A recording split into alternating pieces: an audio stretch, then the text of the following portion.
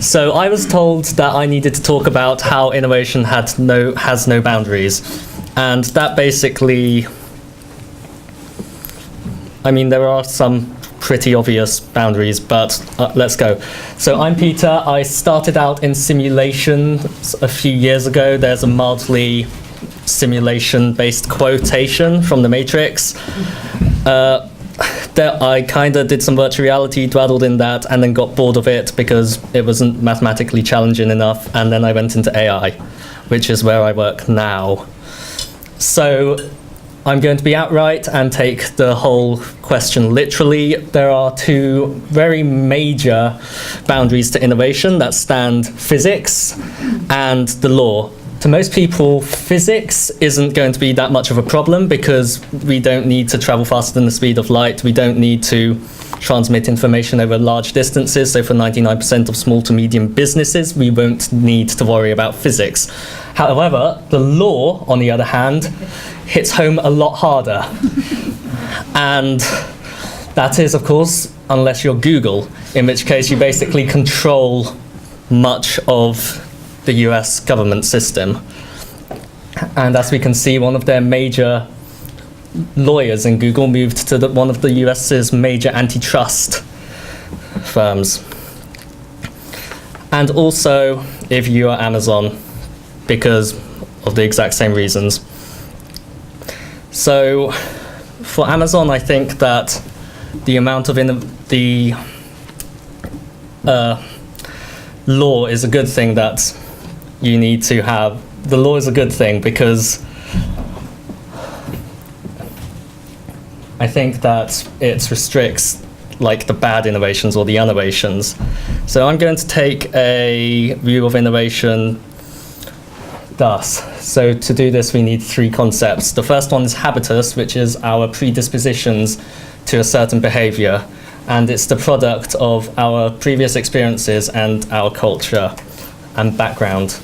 Our second one is capital, which is not just money and physical capital, but can be capital within the sense of social capital, cultural capital, or symbolic capital. And finally, we have field, which is the arena in which habitus and capital plays. So if we take the metaphor of a candle, we have habitus and capital acting as the wax and fuel for the flame, and field being the atmosphere and oxygen in which this flame exists in. And the flame itself is the interaction of both habitus, field, and capital. And I think that for most of humanity, the habitus is given. We have an evolutionary predisposition to innovate. That's why humans with their weak bodies and everything else are able to become the dominant species on this planet. And if you're in the first world, capital is pretty good and also rising, if anything. The thing is that field has remained rather stable over the past few years. So the real question is, where is the field? And an example of this would be, I worked with a thing called Acorn Accelerator. It's a summer boot camp for young people to basically build their own startups. Last year, what we did was we brought on kids from 12 to 18. And this year, since we were being sponsored by IBM, we were forced to bring only kids from 16 upwards because they were the only kids that were of interest. And what happened was quite interesting because this was one of the pitches from our last year's one, and this was by a 11-year-old. And compare that to the pitch by a 17-year-old this year who wanted to create a website that compares products from high street clothing brands using filters. And you can guess which one actually ended up making headlines.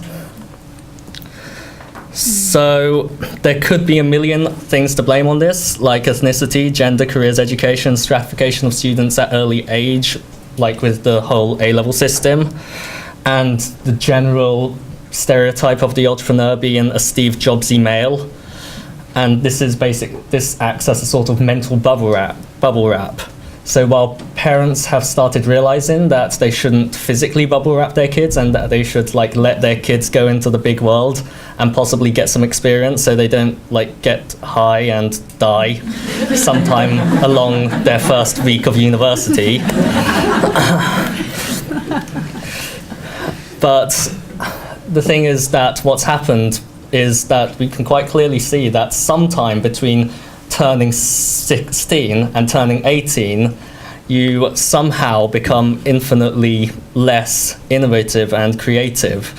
And it comes to the general consensus among people, at least of my age, that there is very little opportunity left, especially after Brexit. However, my take on this is that even though there's a hell of a lot of uncertainty, it isn't really affecting our capital, it hasn't affected our habitus whatsoever, and it's only minorly affecting our field, because we're still in a first world country, we're still incredibly, incredibly rich, and we still have one of the best innovation in ecosystems on the planet. So it seems that in this incredibly, incredibly cringy analogy that everyone's used before, that there is this iceberg of success that is what people see is normally just the tip of the iceberg and and beneath it is a lot of work and interesting stuff.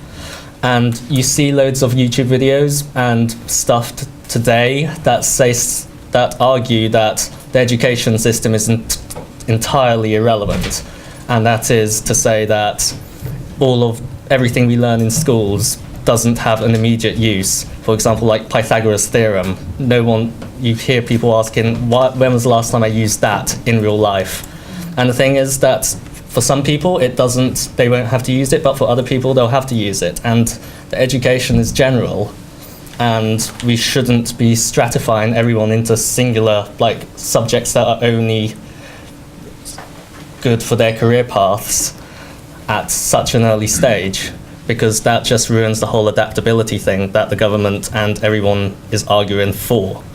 So it seems that on top of an epidemic of physical obesity, we also have an epidemic of mental obesity with our young people consuming things that in the short term offer some sort of pleasure and nourishment for the brain, but in the long term don't really do anything. And the short term is like BuzzFeed and random stories on Facebook and interesting science things that you might see. However, in terms of longevity, knowledge has a much shorter shelf life than it used to. So this is an example of something that we did some time ago, and essentially none of it was really outside of what you learn at school. But it's an application, and no one really sees that application until suddenly you realize that you do need an application. This was for detecting pipeline leakages using a statistical learning approach as opposed to a physical approach. So I think the main takeaways is that firstly we need innovation for everyone, and that also includes 4-year-olds. And we need to drill into the people's heads that it's not just the Steve Jobs white male single person archetype that's going to be an entrepreneur, but that it is indeed for everyone. Secondly, that we need to keep things real. Even though we can tell people that everyone can be an entrepreneur, we need to tell them that you are going to fail and it is going to hurt, and your mates will make it worse. And finally, for most intents and purposes, innovation does have no boundaries, and there's so much stuff to explore that we aren't going to run out of stuff to innovate on anytime soon. The only boundaries there are those that we place upon ourselves as a society. Cool. And that's basically it.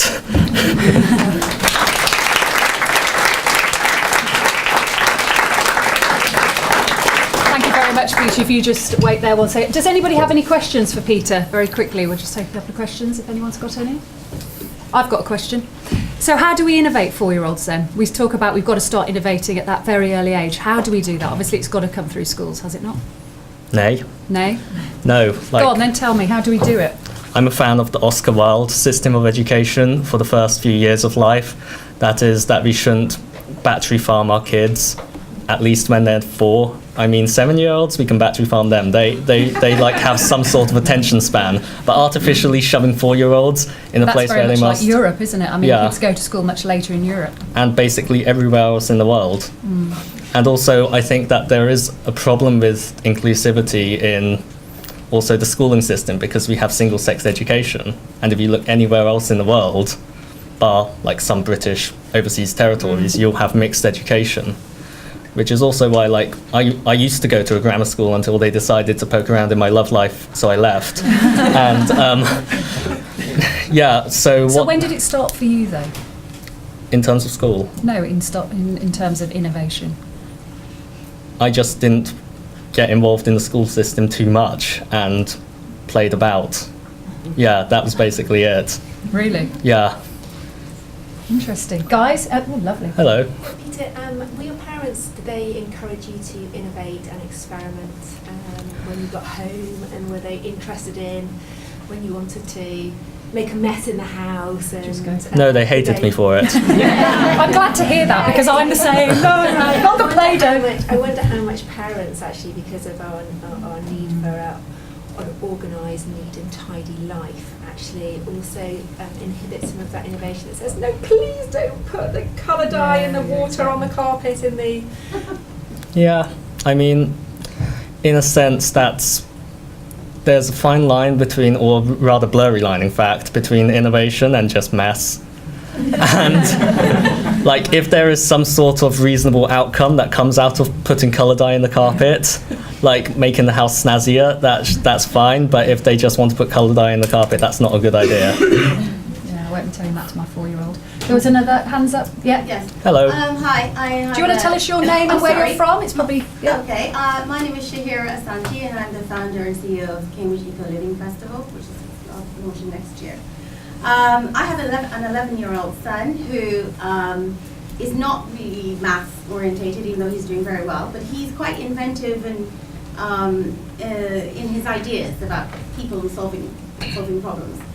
I just wondered, in terms of your background, there's not much difference in your age, what kind of advice would you give in terms of children who are not math driven, particularly, and math is not the only solution, because I find in the education system here, that's all it is, and there's not enough art, there's not enough communication, it's just only about the STEM. So I'm just wondering, what would you suggest as a sort of advice that could go into the education system here, and to encouraging children to be more innovative in a creative way? Yeah, well, I studied ancient Greek and Latin to A level, so that's one thing. I'm not all science. I did do a lot of artsy things, but in my opinion, what this system is that it's just trying to create. It's not that different to the whole second industrial revolution, where they were trying to automate, before they were trying to automate everything, where they just did mass production. And we're literally just trying to create the same thing, but for our current ecosystem. And the problem with that is that it's a fundamentally different foundation. One of them is on actually getting stuff done, and the other one is essentially what I do for my research, which is lounging about and thinking until I have an idea and then publishing a paper on it. That's very important. And both are needed. It's just, there's no real one way to cultivate it. It's just something that comes out if you avoid too much boxing, I guess.